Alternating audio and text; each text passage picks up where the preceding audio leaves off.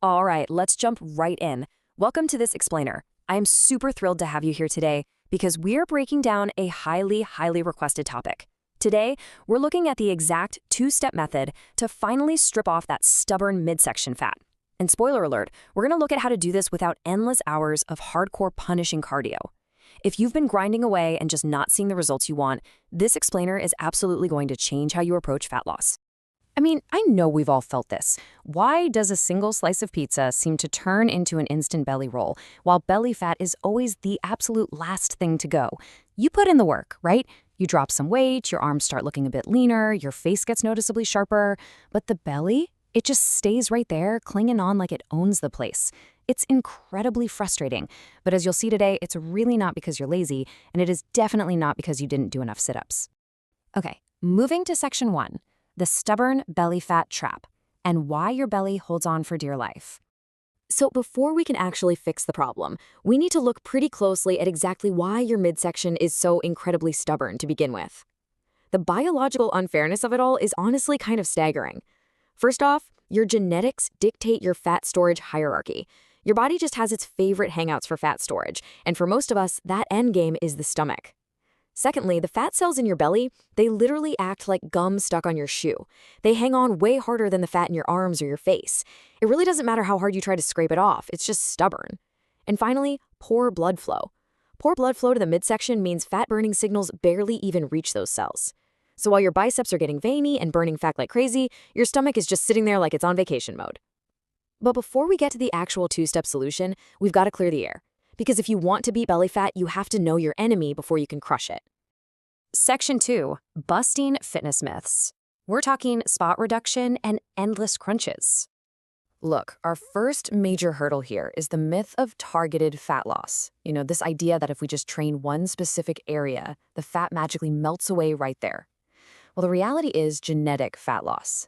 Fat is actually lost everywhere at once across your entire body, but your genetics get the final say on the order. That means the spot you hate the most. Yeah, that one will genetically almost always be the last to disappear. You simply cannot target fat loss. Understanding what gym exercises actually do is absolutely crucial here. Crunches, for example, are a muscle builder. No matter how many you crank out, they do not act as a belly fat eraser. What they actually do is prep your abs for showtime. They get them ready to peek through when you finally hit around 15 to 18% body fat. What actually melts the fat covering the muscle is a calorie deficit. Doing 1,000 sit-ups won't melt the fat, but it definitely makes sure there's something impressive underneath when that fat is finally gone. Which really brings us to this undeniable truth. Muscles are built in the gym, but revealed in the kitchen. This perfectly transitions us away from those gym myths and right into the nutritional reality of fat loss. You can build the ultimate core, for sure, but you have to peel back the curtain to actually see it. And that brings us to the first mandatory step for losing that emergency winter fuel tank. Step 1. Achieving a calorie deficit, but without the math.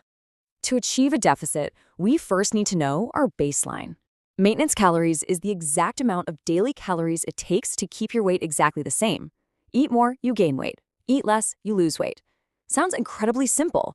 Well, in theory, right? But let's be totally honest, trying to calculate this number, tracking every single bite you take, weighing every crumb, and then trying to balance your protein, carbs, and fats, it usually turns into this nutrition PhD nightmare. Most people tap out right here, and the second you stop tracking, your fat loss completely stalls. And this is exactly where we remove the friction. The source material presents this app called CalAI as the friction-free solution. Basically, you set up your profile, and it instantly calculates your exact daily calorie and macro targets. No messy spreadsheets.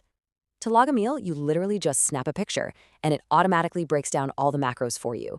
It even has a built-in barcode scanner for those sneaky little snacks. So yes, even your 2 a.m. protein popcorn gets tracked down to the detail in seconds. It completely eliminates the manual data entry and all that mental math that frankly drives us all crazy. It turns tracking from a massive headache into an actually enjoyable habit. Oh, and a quick note straight from the source. They mention you can use the code CAPTAINWORKOUT for a 3-day free trial to test it out for yourself. All right, so step 1 is locked in. Now let's talk about speeding up that deficit without having to starve yourself or cut your food intake even further. Step 2, walk it off and speeding up the deficit.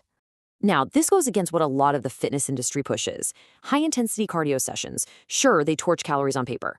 But in reality, they tank your strength, they totally ruin your muscle recovery after lifting, and they often trigger these insane post-workout cravings where, let's be real, you end up demolishing half the fridge and completely erasing every single calorie you just worked so hard to burn. Walking, on the other hand, is the simplest move ever.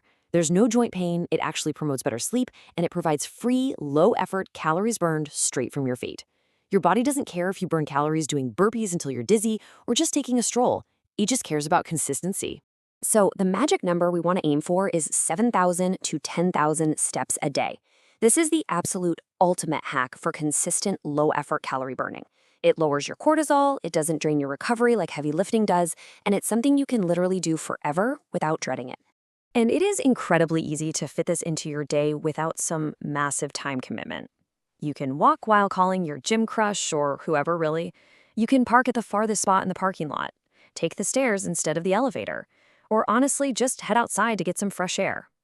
Maybe while you're out there secretly wondering who stole your last protein pancake. Spoiler alert, actually it was you at 2 a.m. But the point is, you can rack up these steps without even thinking about it, just by moving more throughout your normal, everyday routine. Now, if 10,000 steps sounds completely overwhelming right now, don't worry. Here is a highly actionable progression you can use. Step 1, just start small by adding 2,000 extra steps to your day. That is literally just 2 10-minute walks. Super easy. Step 2, gradually stack your daily step count as that starts to feel easier. Bump it up by another 2,000. And then, step 3, comfortably cruise at that 7,000 to 10,000 steps a day mark. You can use an app like CalI, which actually hooks straight into your phone's step counter to monitor this completely effortlessly. No guessing, just clear, consistent progress every single day. This two-step method, it sounds almost too simple, doesn't it? But man, these little moves really add up. Day after day, week after week, the calories compound. And when you combine that steady step count with a proper diet, your belly fat simply doesn't stand a chance. Which brings me to a final thought I want to leave you with. The method is proven and the calories compound. So what is your step count today? Get out there, start moving, and I will catch you on the next explainer.